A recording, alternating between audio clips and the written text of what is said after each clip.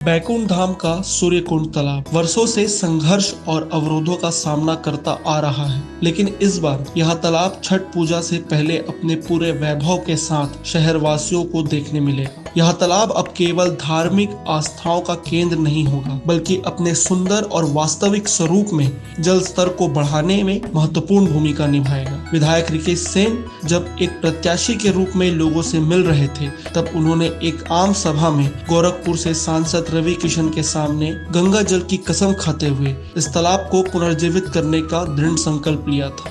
कि आप सभी लोग जिस उत्साह के साथ, जिस उमंग के साथ रवि भैया का स्वागत कर रहे हैं, स्वागत करना चाहते हैं, तो एक बार सब जोरदार तालियों से रवि भैया का स्वागत करें, जोरदार रवि भैया का स्वागत करें।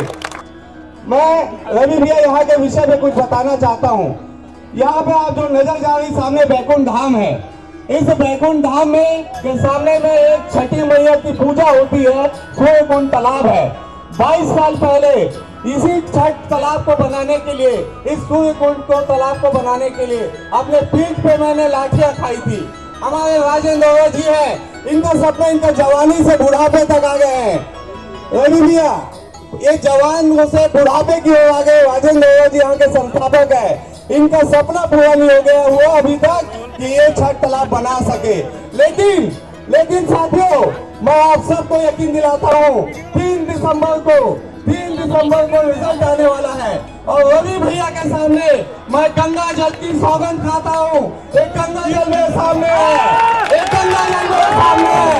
मैं गंगा जल की कसम खाता हूँ, मैं गंगा जल की कसम खाता हूँ कि चुनाव जीतने के बाद सबसे पहला कोई काम होगा तो छठी मैया का ये तालाब सूर्यकुंड बनेगा, सूर्यकुंड बनेगा। साथियों,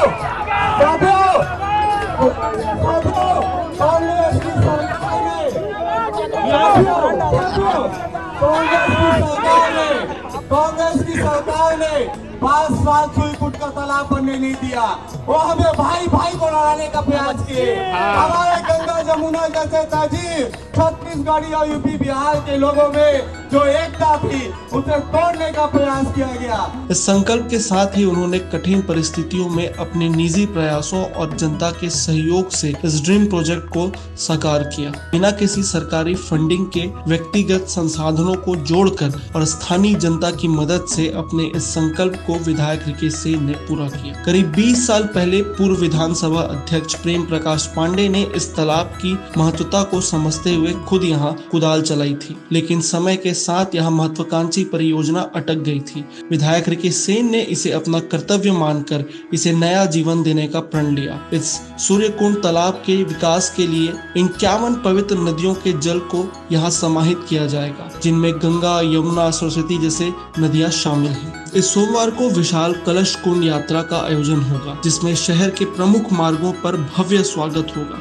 और पुष्प वर्षा से स्वागत किया जाएगा। इस अवसर पर गंगा आरती के भव्य आयोजन की भी योजना है। यहाँ हजारों श्रद्धालु उपस्थित रहेंगे। विधायक सेन के नेतृत्व में यह परियोजना सिर्फ धार्मिक महत्व नहीं रह गया, बल्कि इसका उद्देश्य क्षेत्र के जल स्तर को बढ़ाना और सूखे इलाकों में जल आपूर्ति करना भी है। सूर्यकुंड के चारों ओर walking path, boundary wall, musical fountain और गार्डन जैसी सुविधाएं भी जोड़ी जाएगी। अब यह तालाब केवल एक तालाब नहीं, बल्कि लाखों लोगों की आस्था का प्रतीक और उनके विश्वास की अभिव्यक्ति है। विधायक रिकेश सेन की इच्छा शक्ति और समर्पण ने इस प्राचीन परंपरा को एक नए रूप में उभारने का काम किया है।